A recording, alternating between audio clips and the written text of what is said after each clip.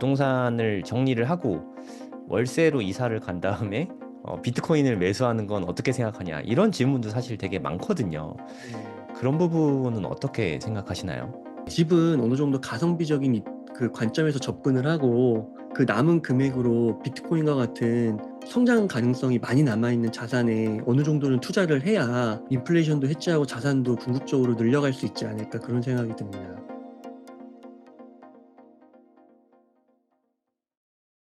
지금 이제 비트코인이 이제 11만 달러를 좀 찍고 약간 조정 및 횡보가 나오면서요. 네, 좀 지루함을 또 느끼시는 분들도 있을 것 같고 또 여기서 더 떨어지는 거 아니야? 또 두려움을 느끼시는 분들도 있을 것 같아요. 네. 그러면 요런 마음때쯤이면은 꼭 나오시는 분이 있어요.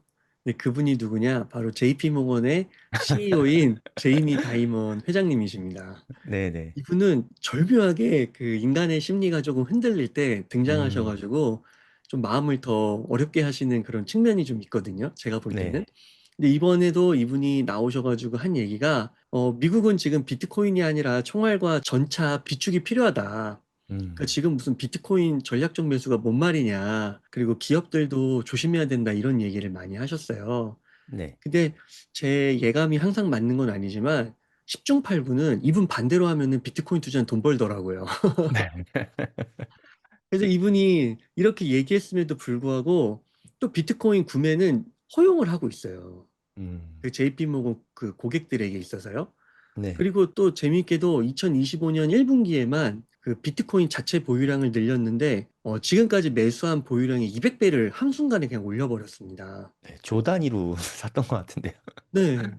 그러니까 돈이 너무 많고 네. 이제 한 번의 전략으로 진짜 이게 너무 그 폭이 너무 크니까요. 이전의 전략과 행동과 이게 변화가 너무 크니까 네. 조심하셔야 돼요. 이 제이미 다이먼 제가 볼 때는. 제일 무서운 사람인 것 같아요. 맞아요. 그리고 지금 월가의 그 이해관계랑 비트코인의 그 이해관계가 아직은 완벽하게 일치하지 않는다라고 보거든요. 음, 그러니까 이제 뭐 블랙록이나 뭐 피델리티나 이런 쪽은 아직 이런 비트코인 ETF, 현물 ETF를 출시하면서 많은 이해관계가 동조화됐다고 볼 수 있겠지만 아직도 뱅가드나 이런 JP 모건 쪽은 아직도 그게 약하고 네. 또한 이제 암호화폐 전체 시장으로 보면 스테이블 코인 같은 경우도 보면은 지금 많이 뒤쳐졌단 말이죠. 네. 이미 테더가 또 너무 많은 이익을 벌어들이고 있고 그래서 뒤늦게나마 이제 스테이블 코인을 그 미국의 가장 큰 은행 네개가 합쳐가지고 막 공동으로 만든다는 거 아니겠습니까? 네. 그러니까 싸게 사고 싶어 하는 것 같아요. 음. 진출을 빨리 못했기 때문에. 그러니까 제가 이런 거를 볼 때마다 느껴지는 게 공포가 아니라 아, 다이먼 아저씨 또 조바심 내고 있구나. 좀 음, 그런 느낌이 더 많이 나는 것 같아요. 아, 나 더 사야 되는데, 더 사야 되는데 약간 이런 느낌이 나거든요. 그런 느낌이 들어요. 진짜 그 우리나라 그 현대자동차가 네. 그 코로나 때 그때 테슬라가 막 부각이 되면서 이 네. 자동차 업계에 가장 많이 그 인용됐던 단어 중에 하나가 좌초자산이라는 게 있었어요. 그게 뭐죠? 이 좌초자산이 기존에 너무 잘 나가던 회사인데 큰 혁신이 일어난 거예요. 아, 외부에서. 네. 근데 전통 사업의 이해관계랑 이 혁신이랑 이어지지가 않는 거예요. 음, 그러니까 예를 들면 같은 자동차인데 현대차나 뭐 벤츠나 BMW 같은 데들은 이 디젤이나 전통 그 개솔린이나 이런 기관을 내연기관. 썼던 내연기관을 썼던 네. 거죠. 근데 테슬라라는 전기차가 나왔는데 이 두 개가 같은 차지만 완전히 구조가 다른 거예요. 네. 그러면은 이제 전기차가 대세라고 하면은 사실 기존에 있던 산업을 무너뜨려야 되는데 음, 그게 너무 비용이 크다 보니까 이미 또 들어간 자금도 많고 네. 그다음에 고용된 인력도 많고 그러니까 이걸 버릴 수가 없는 거죠. 음, 최근에도 구글 같은 경우도 보면 이게 검색 시장에서 1인자라고 했지만 AI가 터지면서 네. 이 검색 시장을 AI로 바꾸자니 이 검색 시장에서 아직도 벌어들이는 수입이 너무 어마어마한 거죠. 네. 그래서 요거 때문에 또 주가가 폭락을 한번 했었잖아요. 음, 그러니까 요런 좌초자산 개념이 저는 이게 되게 월가에도 지금 적용이 되고 있는 것 같아요. 그래서 네. 여기서 벗어나지 않으면 안 되는데 이제 너무 이제 이 흐름으로 간 거죠. 암호화폐. 그리고 정부에서도 너무 밀어주니까요. 음. 그래서 지금이라도 이제 들어와야 되고 싸게 사고 싶으니까 이런 언론 플레이를 좀 하는 게 아닌가 싶습니다. 아, 웅달님 말씀 듣다 보니까 그 과학혁명의 구조라는 책 있잖아요. 토마스 네. 쿤이었나? 어, 네. 패러다임의 변화에 대해서 어, 이야기한 책인데 그 과학혁명의 구조는 진짜 너무너무 좋은 책이니까 꼭 읽어보시면 좋을 것 같아요. 그 책에서 말하고자 하는 메인 주제가 웅달님께서 방금 전에 말씀하셨던 그 부분이거든요. 그러니까 기존의 패권을 장악하던 게 패러다임의 전환이 일어나고 나면 기존 것들은 정말 거의 완전 무너지거든요. 대표적인 게 저는 우리 뭐 핸드폰 폰카로 사진 많이 찍잖아요. 원래 예전에 우리 초등학교 때만 해도 이렇게 필름으로 이렇게 사진 찍고 막 그랬어요. 이게 너무 당연했잖아요. 그러다가 디지털 카메라가 나오면서부터 이제 요즘에 필름 카메라 써본 적 있어요, 온달님? 없죠. 근데 더 재밌는 거는 그 디지털 카메라를 개발한 곳이 사실 코닥이거든요.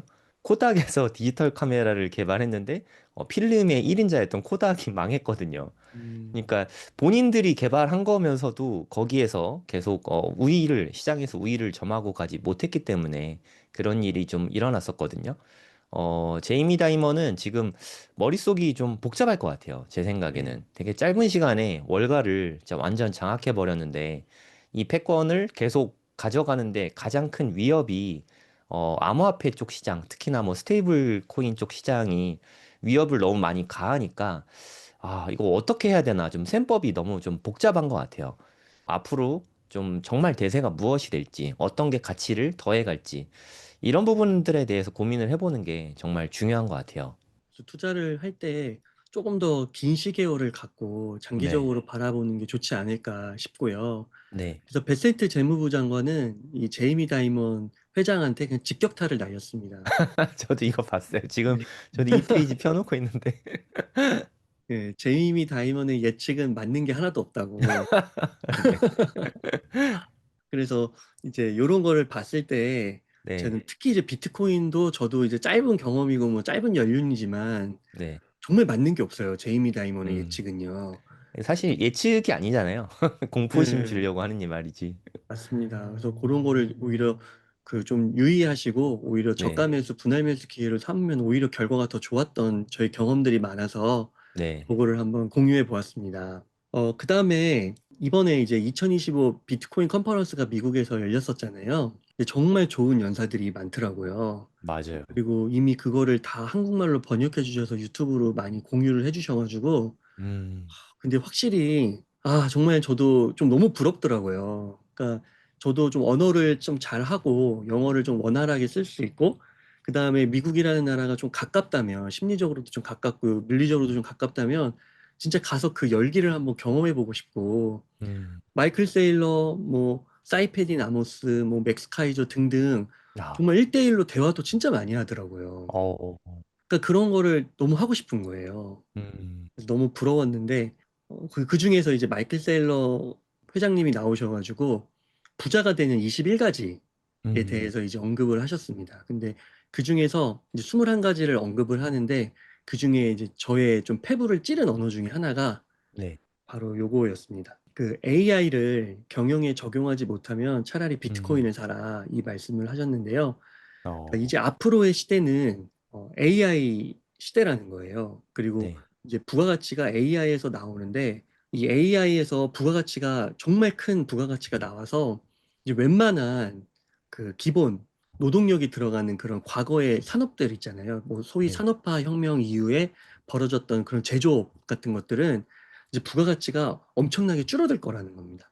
네, 그러니까 실제로 새로운 사업을 하고 창업을 하시려고 하는 분들도 이제 AI를 내 사업에 어떻게 접목시킬지 아니면 AI 자체를 개발할지 이런 관점으로 접근하지 않으면은 이제 창업도 너무 힘들다는 거예요.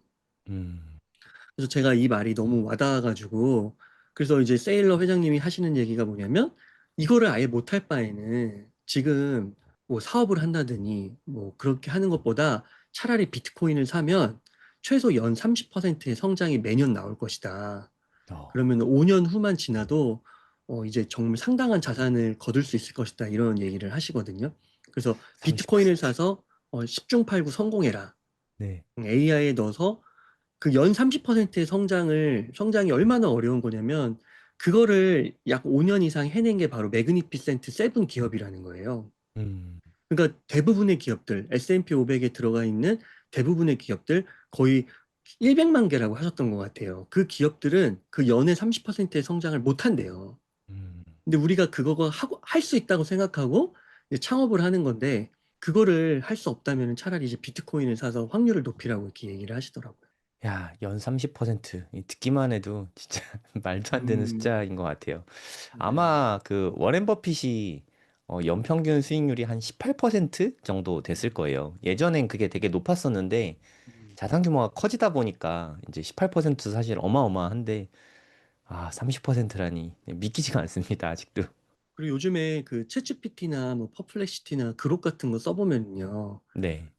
와, 진짜 너무 놀라워요. 음, 그리고 진짜 인공지능을 써가지고 최근에 또 발명된 거를 제가 지금 테스트를 하고 있는데 그 외국 강연자의 그 강연인데 네. 영어로 하고 있는데 거기다가 AI를 씌우니까 한국말로 하는 거예요. 음, 그러니까 마이클 세일러 회장님이 한국말로 입 모양도 똑같아요. 어, 그렇게 해서 한국말로 그 연설을 합니다. 어, 근데 그게 되게 아직도 약간은 중간중간 이제 뻑이 날 때가 있는데 전체적으로 음성으로 들 때는 문제가 없거든요. 어, 그러니까 AI 기술 속도가 너무 빨리 발전을 하기 때문에 그리고 거기에 이제 로봇까지도 들어오고 그러면은 진짜 한 5년 안에 이게 현실화 된다고 하면 지금 우리들이 하고 있는 공부나 네, 뭔가 사업이나 그리고 뭐 우리나라에서 특별히 뭐 사업을 한다고 했을 때 사실 뚜렷한 게 없잖아요. 그 다 뭐 예전에 했던 뭐 의류를 판다거나 뭐 유통을 한다거나 뭐 네이버 쇼핑 같은 거 그리고 먹을 거를 판다거나 뭐 비슷비슷하단 말이죠. 이게 네. 특별하게 막 차별화되는 게 없단 말이죠. 비즈니스 모델에 있어서. 그래서 이러한 것들에 대해서 이미 또 선점하고 계신 분들도 많고, 그래서 여기서 정말 좀 이렇게 날카로운 차별점을 갖지 못한다고 한다면, 정말 세일러 회장님의 말씀처럼 그냥 비트코인을 사고, 그때까지 한 5년 정도 버틸 수 있는 그 현금 캐시플로우를 만들어내는 거에 좀 집중하는 게 좋지 않을까 그런 생각이 듭니다.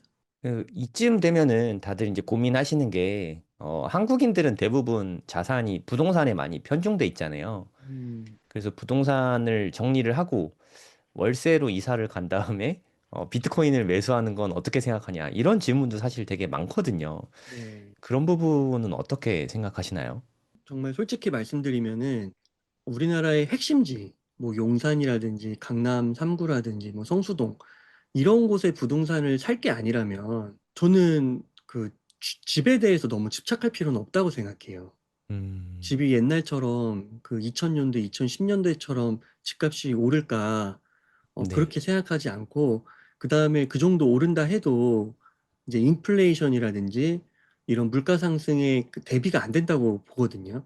네, 그럼 조금 더 공격적인 자산을 택해야 되지 않을까? 그렇다고 집을 사지 말라는 얘기가 아니라 네, 집은 어느 정도 가성비적인 그 관점에서 접근을 하고 그 남은 금액으로 비트코인과 같은 성장 가능성이 많이 남아있는 자산에 어느 정도는 투자를 해야 인플레이션도 해지하고 자산도 궁극적으로 늘려갈 수 있지 않을까 그런 생각이 듭니다. 그러니까 부동산에 자산이 좀 편중돼 있으면 분명히 객관적으로 봤을 땐 되게 부자인데 뭐 음, 예를 들어서 원베일리 한 채를 내가 대출 하나도 없이 실거주용으로 살고 있다. 뭐 예를 들어 50억이라고 하면 50억짜리 원베일리 아파트에 내가 대출 하나 없이 살고 있다. 그러면 순자산이 50억이니까 부자잖아요. 객관적으로 봐도. 네. 하지만 현금 흐름이 뭐 원활하고 충분하지 않으면 삶이 되게 좀 퍽퍽할 수 있다는 거죠. 뭐 예를 들면. 그리고 원화가, 물론 원화를 비하하는 건 절대 아닌데, 원화가 향후에 어떻게 될 화폐인지 우리는 솔직히 좀 잘 모르는 불확실성 속에 살고 있는데, 한국에만 살면은 그게 잘 안 느껴지잖아요. 근데 저는 적극적으로 달러 표시 자산을 매수해야 된다고 생각을 하거든요. 적극적으로. 그냥 뭐 되는 대로 사면, 계속 그 환 해지 위험에 노출될 수밖에 없다는 생각이 좀 들거든요. 그래서 제 네. 생각엔 적극적으로 계속해서 달러 표시 자산을 사야 되지 않을까, 뭐 이런 생각이 듭니다. 그 국가적인 차원에서 볼 때는 우리가 좀 달러 자산을 모으는 거에 있어서 부정적으로 볼 수도 있는데 네, 우리 개인의 입장에서는 또 선택권이 열려 있는 거고 최선의 선택을 해야 될 것 같거든요. 네, 그러면 달러일 것 같고 여기서 보시다시피 딱 보여주는 것 같아요. 저희가 달러 표시 자산을 왜 사야 되는지. 음, 달러로 표시한 한국 직장인의 평균 연봉을 보면 네, 이게 이제 달러로 환산을 했을 때 실질적으로 우리들의 월급은 급격하게 하락을 하고 있습니다. 음, 23년 1월, 23년만 해도 한 34,500달러 정도였거든요. 네. 근데 그게 1년, 이제 24년 기준이긴 하지만 제가 봤을 때 지금은 더 떨어졌을 것 같은데 음, 3만 달러 정도 됐을 것 같아요. 네. 그러면 이것만 해도 10% 이상, 거의 15% 정도 떨어진 거거든요. 그러니까 이런 걸 봤을 때 우리가 그냥 원화로 갖고 있기에는 너무 불안한 거죠.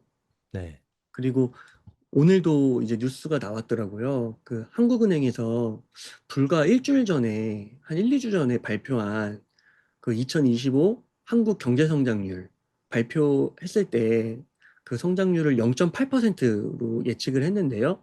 네. 지금 IMF나 외국 IB 은행들의 그 결과가 나오는 걸 보니까 지금 이제 0.4%? 네. 0.3%까지 떨어졌어요. 그 0.8%도 되게 높게 잡은 거라고 네, 뉴스를 음. 저도 봤던 것 같아요. 네, 0.3%까지 떨어졌네요. 음, 그래서 이거는 이제 1950년대 대형 위기 이후에 이런 경우는 처음이라고 합니다. 음, 그럼 이렇게 나오는 이유를 우리가 좀 볼 수가 있잖아요. 네. 근데 이 주된 이유가 개선될 조짐이 없어요. 음, 그게 더 문제예요. 수출 부진. 지금 관세 때문에 문제가 크죠. 그리고 환율도 지금 워낙 강세가 나면서 가격 경쟁력이 떨어지면서 수출이 안 될 거라고 보고 있어요. 네. 그다음에 내수 침체, 부동산 문제 지적해 주셨는데 부동산에 많은 자산들이 묶여 있다 보니까 그것이 이제 국내에 돌질 않는 거죠. 네. 그리고 지금 자영업자들 너무 어렵잖아요. 지방 상가 무너지고 있는 거를 다큐멘터리 같은 걸로 볼 수도 있고. 네. 우리나라 정치 정책도 굉장히 불확실해서 이번에 바로 이제 대선 끝나면 추경으로 30조 정도를 더 한다고 하더라고요. 음, 그러면 그게 또 물가 상승으로 또 이어질 수 있는 거거든요. 그게 추경이 나쁘다는 건 아니지만 그게 나왔을 때 결국에는 기업이나 내수 진작이나 이런 걸로 이어져야 되는데 과연 그 고리가 연결될 것이냐.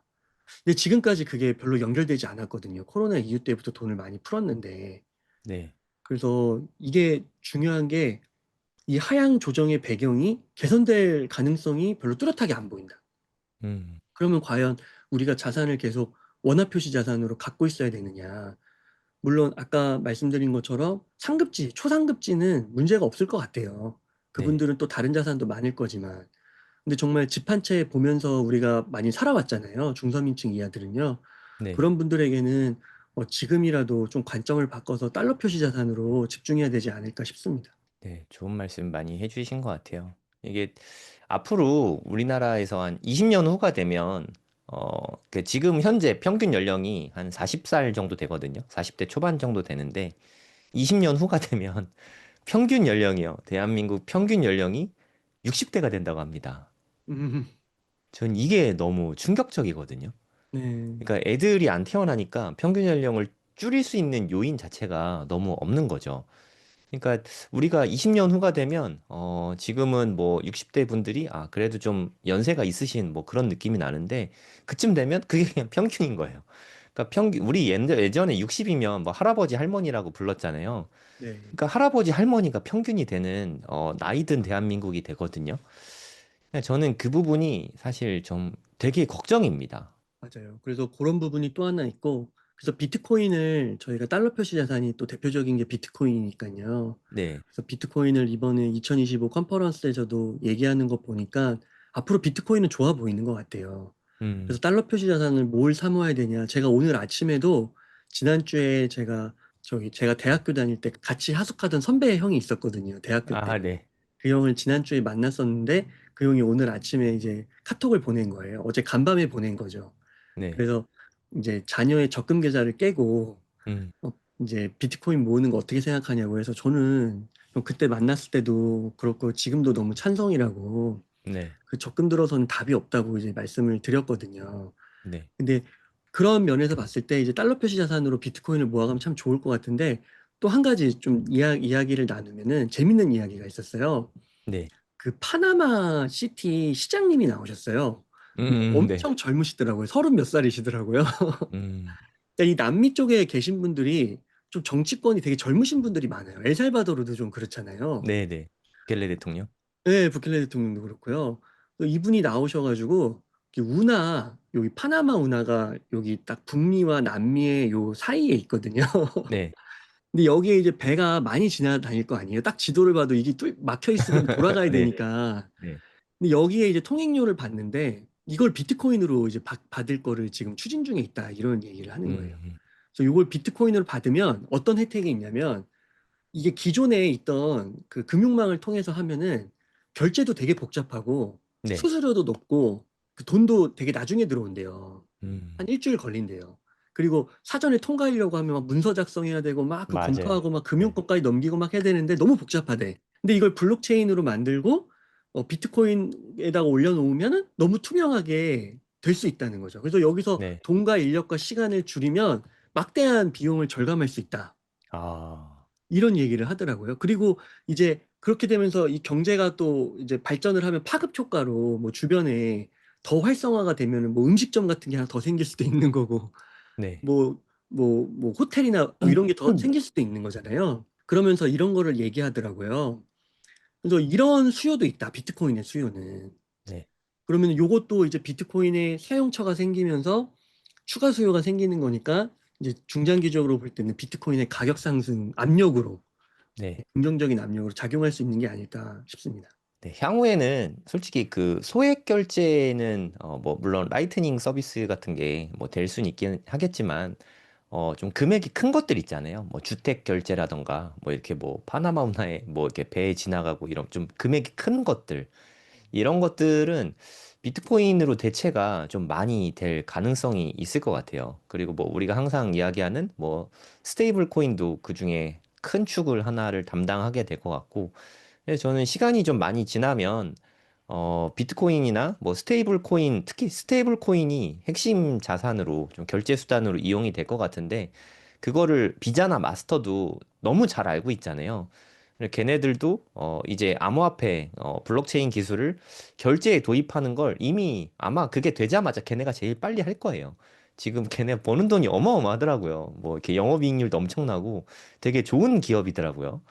걔네들이 좀 나서서 블록체인 기술을 이용한 결제 서비스를 현실에 좀 많이 도입하지 않을까 뭐 이런 생각이 좀 듭니다.